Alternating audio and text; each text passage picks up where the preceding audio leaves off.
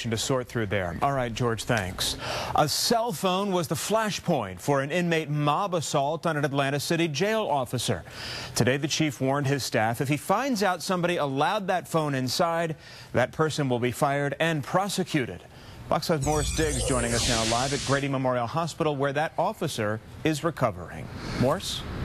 Well, there are some safety concerns to be looked at from this whole incident from yesterday. But first, let's talk about the officer. He got hit with fists and feet, but fortunately, those inmates did not have any jail shanks. Folks who visited him at Grady here today say that he is very sore, but should be going home this evening. It's designed so that it becomes impenetrable with respect to contraband. You're looking inside the City of Atlanta jail, where visitors can talk to but cannot pass a phone or anything else to an inmate. Yet an inmate had a phone in the building. A lot of different inmates are really trying to run criminal enterprises from behind bars. One corrections officer spotted a phone inside a cell. When he tried to confiscate it, two prisoners jumped him. The uproar caused people to run to the area, and at that point, subsequently engaged. Piled on. Right. He was thoroughly beaten, that he may have been even stomped. The officer used his radio to issue a mass call for help. Guards, including a former Marine, rushed to quell the violence. He was extremely critical in getting the situation under control. The incident raises a number of safety concerns to be examined. The veteran law enforcement officer says a more safe way of handling that would have been if you spot somebody on the phone, suspect the phone's in there, before you try to go in to grab that, you call and you get extra people there before you make the move to try to take it. We're still pending the review. We will do some additional training as a result of it.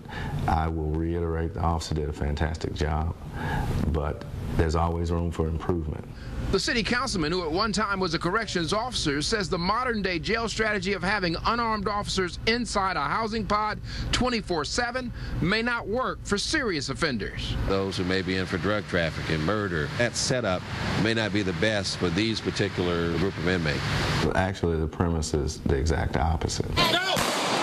The corrections chief can point to what took place in downtown Atlanta yesterday. Police say the man they were trying to stop with a butcher knife had simply been approached for drinking in public. Labatt says he is focused on what happened inside his jail and whether a staffer smuggled or sold a phone to the attacking inmate. Now, he says that if that happened, that officer put in jeopardy everybody inside the building. Again, the cell phone becoming such a flashpoint. The moment that officer tried to go inside that cell and take the cell phone out, he got jumped. Now, Labatt told me he's already consulted with the U.S. attorney in terms of talking about what possible charges there could be against an officer if he determines that that officer played a role. Reporting live from downtown Atlanta, outside Grady Hospital, I'm Morris Diggs, Fox 5 News. Yeah, it looked like a wild scene inside that jail. All right, Morris, thanks.